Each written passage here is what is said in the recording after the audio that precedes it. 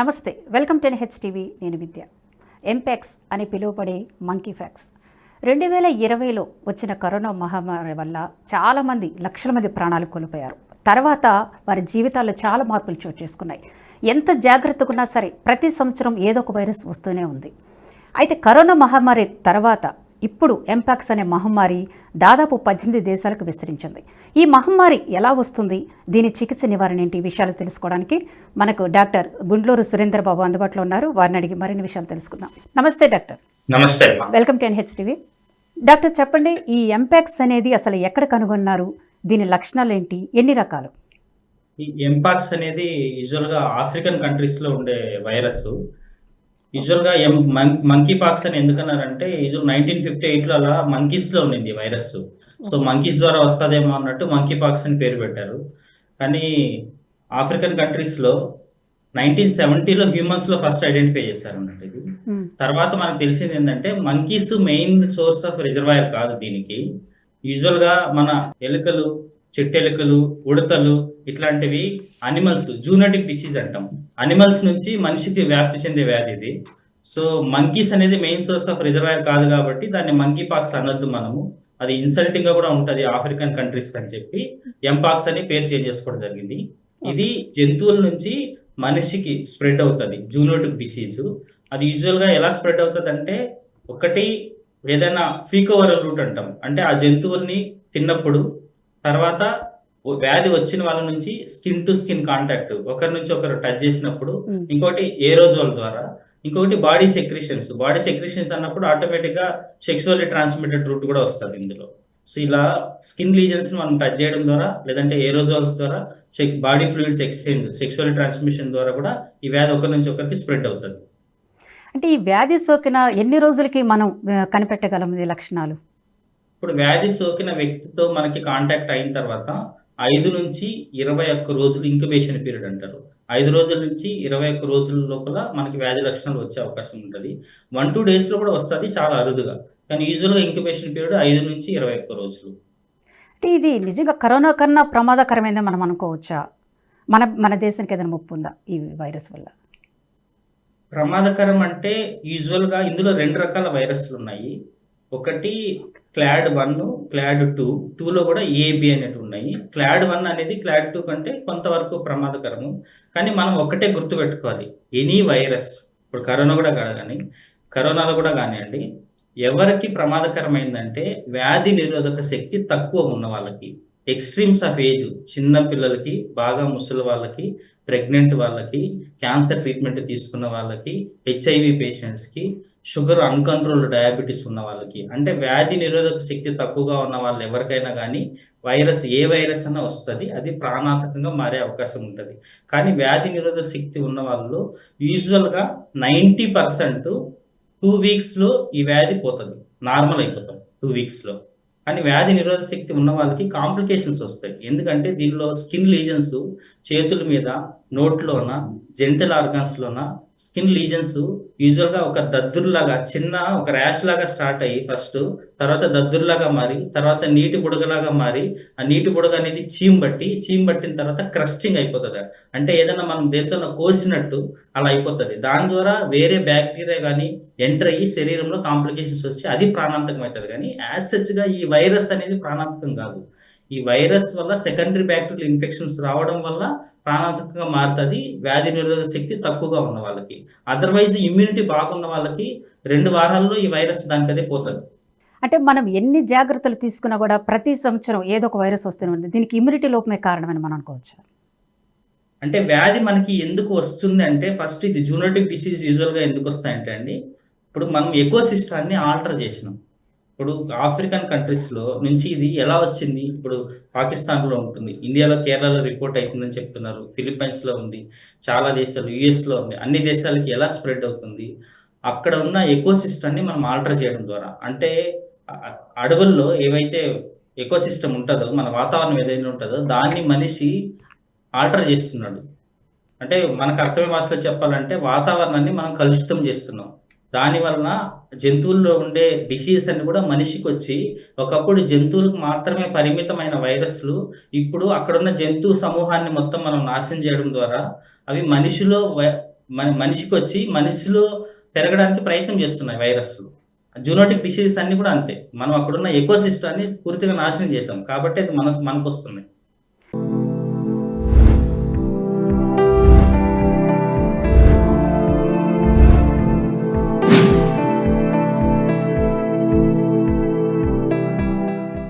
Doctor, ఇందాక మీరు చెప్పినట్టు కరోనా అంత ప్రమాదకరమైంది ఎంపాక్స్ వైరస్ కానప్పుడు వరల్డ్ హెల్త్ ఆర్గనైజేషన్ ఎందుకు ఎమర్జెన్సీ సిచ్యువేషన్ ప్రకటించింది? అవునవును. ఆగస్టు 14th రోజు WHO PHEIC డిసీజ్గా దీన్ని ప్రకటించింది. Public health emergency of international concern అని. ఎందుకోసం అంటే ఇది ఫస్ట్ చూడడానికి మనం ఎవరైనా ఆ స్కిన్ మీద కానీ, పామ్స్ మీద, సోల్స్ మీద, ఫేస్ మీద, హెడ్ మీద, మ్యూకోజా మీద లీజన్స్ చూస్తే చూడడానికి భయంకరంగా ఉంటాయి. ఇంకొకటి దీని ట్రాన్స్మిషన్ అనేది చాలా కంటాజియస్, ఒకరి నుంచి ఒకరికి వస్తుంది. ఇది మోర్టాలిటీ కంటే మార్బిడిటీ చాలా ఎక్కువ. అంటే చూసి ప్యానిక్ అయిపోయి చాలా ఎమర్జెన్సీ సిచ్యుయేషన్ క్రియేట్ అవుతుంది పబ్లిక్లో అనగా. అందుకోసం అని చెప్పి దాన్ని కంటైన్ చేయాలి. ఇంకొకటి దానికి స్పెసిఫిక్ ట్రీట్మెంట్ లేదు. ఇప్పుడు ఏ వైరస్ కనుక స్పెసిఫిక్ ట్రీట్మెంట్ లేదు కాబట్టి. కానీ కరోనాలో శ్వాస తీసుకోవడం ఇబ్బంది అయ్యి ప్రాణాంతకమే చనిపోయే అవకాశం ఎక్కువ ఉండేది దీనికంటే కూడా. ఇందులో ఇమ్యూనే కాంప్రమైజ్డ్ వాళ్ళకి మాత్రమే సీరియస్ అవుతుంది, ఇమ్యూనిటీ వాళ్ళకి సీరియస్ కాదు.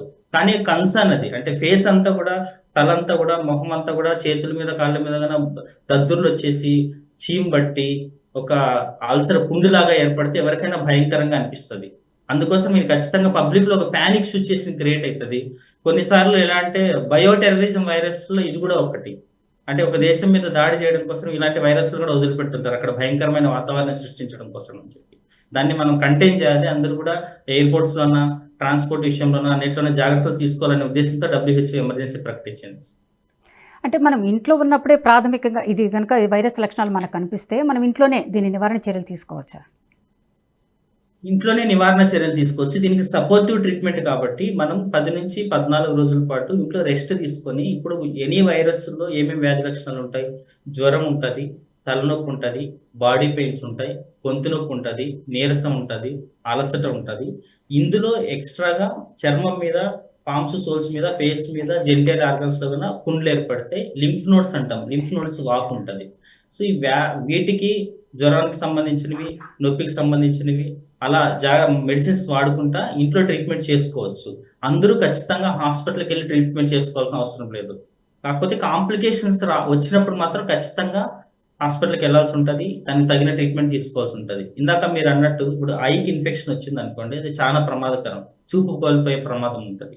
అప్పుడు ఖచ్చితంగా హాస్పిటల్కి వెళ్ళాలి. అన్కంట్రోల్ డయాబెటీస్ వాళ్ళు, చిన్నపిల్లలు, ప్రెగ్నెంట్ వాళ్ళు, ముసలి వాళ్ళు, ఏదైనా లాంగ్ టర్మ్ ట్రీట్మెంట్ తీసుకుంటున్న వాళ్ళు ఖచ్చితంగా హాస్పిటల్కి వెళ్ళాలి. అదర్వైజ్ హెల్తీగా ఉన్న వాళ్ళు, యంగ్ వాళ్ళు, వాళ్ళకి ఖచ్చితంగా చేతన అవుతలేదు అనుకుంటేనే హాస్పిటల్కి వెళ్ళాలి. అదర్వైజ్ ఇంట్లో ఉండి ట్రీట్మెంట్ చేసుకోవచ్చు. ఖచ్చితంగా కరోనా లాగే సేమ్ ట్రీట్మెంట్, ఐసోలేషన్ చేసి ట్రీట్మెంట్ చేసుకోవాలి. ఐసోలేషన్గా ఉండాలి. ఎందుకంటే స్కిన్ టచ్ చేసినా కూడా వస్తుంది, ఏరోజోల్స్ ద్వారా వస్తుంది.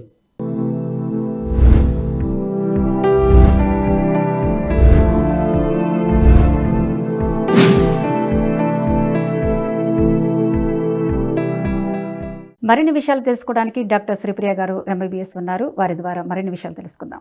నమస్తే మేడం. నమస్తే అండి. మేడం, అసలు ఈ ఎంపాక్స్ అనేది దీని గురించి చెప్పండి. ఇది ఎన్ని రకాలు ఉన్నాయి? ఈ ఎంపాక్స్ అనేది యాక్చువల్లీ 2 వేరియంట్స్ ఉన్నాయండి దీంట్లోని. క్లేడ్ 1 అండ్ క్లేడ్ 2 అనేది ఉంటుంది. ఇప్పుడు మోస్ట్లీ అయితే క్లేడ్ 1 అనేది ఇన్ఫెక్షస్ గా ఉంటుందని WHO అనేది రిలీజ్ చేసింది.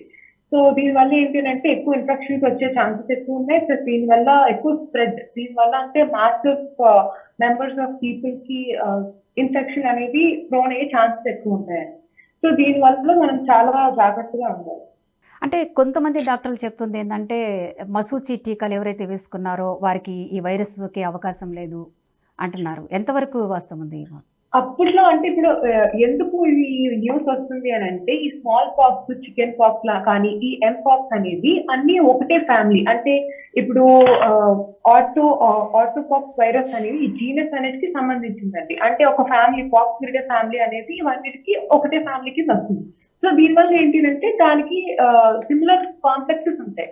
సో ఒకవేళ దానికి ఇచ్చిన వ్యాక్సిన్ అనేది దీనికి ఇస్తే ఈ ఎఫికసీ అనేది 85% ఉంటుందండి. అంటే దీని నుంచి పీపుల్ అనేవాళ్ళు కాపాడగలుగుతారు. అంటే కొంచెం తక్కువ ఇన్ఫెక్షన్ ఉంటుంది, లైక్ తక్కువ కొంచెం ఈజీగా రెసిస్టెన్స్ వస్తుంది అని త్వరగా రికవర్ అవుతారు దానివల్ల. అంటే డాక్టర్, ఈ వైరస్ సోకిన వాళ్ళు ఎలాంటి ఫుడ్ తీసుకోవాలి? ఫుడ్ అనేది ఇప్పుడు న్యూట్రిషియస్ ఫుడ్ అండి. అంటే చాలా మంది ఏమనుకుంటారంటే ఇది యూజువల్ గా యానిమల్స్ అంటే జూనోటిక్ ఇన్ఫెక్షన్ కాబట్టి మనం యానిమల్స్ అంటే ఇప్పుడు లాస్ట్ టైం ఎలాగైతే ఇప్పుడు చికెన్ గునియా వస్తే చికెన్ అలాగా మానేయమంటారు. సో ఇలా ఫ్లూ వైరసెస్ వచ్చినప్పుడు చికెన్ మానేయమంటారు యాక్చువల్లీ. బట్ యూజువల్లీ ఏంటి అంటే మనకి ఇమ్యూనిటీ కావాలి అని అంటే మనకి ప్రోటీన్ అనేది చాలా అవసరం అండి మన డైట్ లో. సో న్యూట్రిషియస్ ఫుడ్ లాంటివి అంటే విటమిన్స్ అండ్ మినరల్స్ మనం సప్లిమెంట్స్ తీసుకోవడం, ఈ ప్రోటీన్ అనేది ఎస్పెషల్లీ ఎగ్ కానీ ఫిష్ కానీ వెజిటేబుల్స్, సో అండ్ వాటర్ కూడా డిహైడ్రేట్ అవ్వకుండా వాటర్ కూడా తీసుకోవడం అనేది చాలా ఇంపార్టెంట్. అంటే డాక్టర్, కరోనా టైంలో కరోనా వచ్చిందని భయంతోనే చాలామంది చనిపోయారు, మనం చూసాం. ఆ భయం స్ట్రెస్ పోవడానికి ఏం చేయాలి ఇప్పుడు ఈ వైరస్ సోకిన వాళ్ళు? ఇప్పుడు మనం వీళ్ళకి ఏం చెప్పాలి అని అంటే ఇప్పుడు కరోనా అంత ఈజీగా అయితే స్ప్రెడ్ ఉండదు. యూజువలీ ఈ ఎంపాక్స్ కరోనాకి డిఫరెన్స్ ఏంటి అని అంటే the easiness of the spread అండి. ఇదేంటంటే మరీ క్లోజ్ కాంటాక్ట్ ఉన్న వాళ్ళు, సెక్షువల్ కాంటాక్ట్ ఉన్న వాళ్ళు, మల్టిపుల్ సెక్స్ కాంటాక్ట్ ఉన్న వాళ్ళు, లేకపోతే ఒక మనిషి దగ్గర అంటే ఇప్పుడు ఇన్ఫెక్ట్ అయిన వాళ్ళ స్కిన్ టు స్కిన్ కాంటాక్ట్ కొన్ని అవర్స్ ఉన్న వాళ్ళకి ఈజీగా స్ప్రెడ్ అవుతుంది.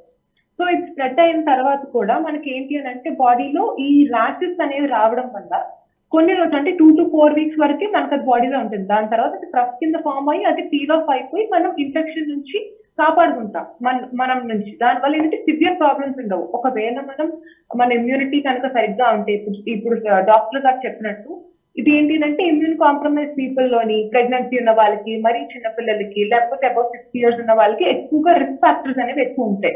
ఎస్పెషల్లీ క్యాన్సర్స్ వాళ్ళకి, డయాబెటీస్ ఉన్న వాళ్ళకి. సో అలాంటి వాళ్ళు కాకుండా మిగతా వాళ్ళు పెద్ద నార్మల్ ఉన్న ప్రికాషన్స్ అన్ని తీసుకొని ఉంటే బెటర్ అనేది చెప్తాను. దీని వల్ల కంగారు పడాల్సిన అవసరం ఏం లేదు. ఇచ్చిన ప్రికాషన్స్ అనేది తీసుకొని నార్మల్ గా ఐసోలేషన్ పీరియడ్ లో ఉండి బయటకు ఎవరికి ఎక్స్పోజ్ అవ్వకుండా మన నుంచి వేరే వాళ్ళకి ఇలాంటి ఇన్ఫెక్షన్స్ రాకుండా చూసుకోవడం అనేది ఇంపార్టెంట్. ఈ వైరస్ సోకితే ఎలాంటి టెస్టులు చేయాలి? నిర్ధారించడానికి టెస్టులు ఏమైనా ఉన్నాయా? దీనికి ఎస్పెషల్ గా అంటే టెస్ట్ యూజువల్లీ లేవండి. కానీ పీసీఆర్, ఆర్టీపీసీఆర్ అనేది దీనికి ఉన్న ఒక మాలిక్యులర్ డయాగ్నోస్టిక్ టెస్ట్ ఏంటంటే పీసీఆర్. ఇది చేయించుకోవాలని. దీనికి బ్లడ్ టెస్ట్లు కానీ అలాంటి టెస్ట్ ఏం చేయకూడదు. అంటే దానివల్ల మనకి యూజ్ ఏం రాదు. అక్కడ ఏంటి అంటే మనం డిటెక్షన్ చేయలేము దానికి. సో ఓన్లీ పీసీఆర్ వల్లే అవుతుంది. చివరిగా డాక్టర్, అసలు దీని నివారణ చర్యలు ఏంటి? ఎలాంటి జాగ్రత్తలు తీసుకోవాలి? అసలు వైరస్ రాకముందే మనం జాగ్రత్తలు తీసుకోవాలి కదా?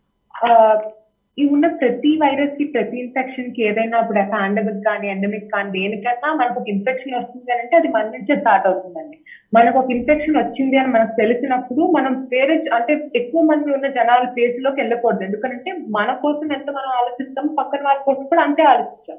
సో మనకు వచ్చినప్పుడు ఏంటి అంటే మనం ఒక 14 days అట్లా ఐసోలేషన్ లో ఉంటే అప్పుడు ఇప్పుడు ఒకవేళ మీకు ఒక రోజు సిమ్టమ్ వచ్చిందని మీకు ఈరోజు తెలిసింది అనుకోండి, దాని ముందు రోజు ఒకవేళ మీరు ఎవరైనా కలిస్తే నాకు ఇలా ఉంది అని చెప్పి ముందు జాగ్రత్తగా వాళ్ళకి కూడా ఇన్ఫార్మ్ చేసి వాళ్ళని కూడా కొంచెం జాగ్రత్తగా ఉండమని చెప్పడం, హాట్ వాటర్ లాంటివి తీసుకోవడం, మంచి ఫుడ్ తీసుకోవడం, విటమిన్స్ అండ్ మినరల్స్ లాంటివి ఎక్కువ వాడటం, దానివల్ల అలా చేయడం వల్ల ఏంటంటే మనకి ఇన్ఫెక్షన్ అనేది రాకుండా ఉంటుంది.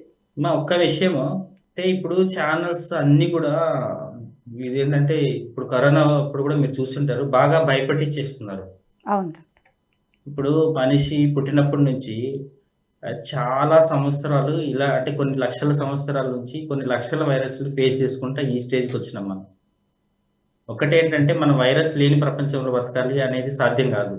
వాటితో నెగోషియేట్ చేసుకొని వాటితో కలిసి ముందుకెళ్ళాలి ఖచ్చితంగా.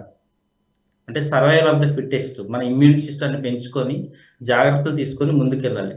కానీ ఇది ఏం చేస్తారంటే ఇలాంటి వైరస్ వచ్చినప్పుడు నాకు తెలియదు ఎందుకు చేస్తున్నారు అనేది, మళ్ళీ లాక్డౌన్ వస్తుంది. ఆ లాక్డౌన్ వల్ల చాలా మంది కాదు కొన్ని కోట్ల మంది లైఫ్ మారిపోయినాయి.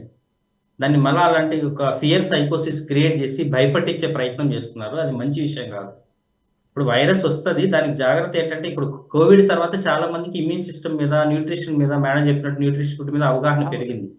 సో ఇప్పుడు జాగ్రత్తలు తీసుకుంటారు, గవర్నమెంట్ కూడా సీరియస్ తీసుకుంటుంది, మనం కూడా సీరియస్ తీసుకోవాలి.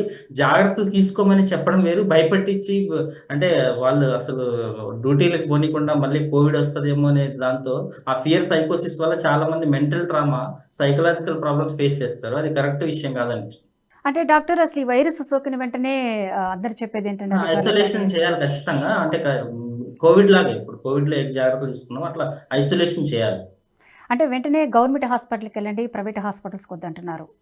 అసలు మెడిసిన్ స్పెసిఫిక్గా అలా ఏం లేదు. డిసీజ్ అంటే దాని వల్ల వచ్చిన కాంప్లికేషన్స్కి ట్రీట్మెంట్ చూసుకోవాలి కానీ అంత స్పెసిఫిక్ ట్రీట్మెంట్ లేదు.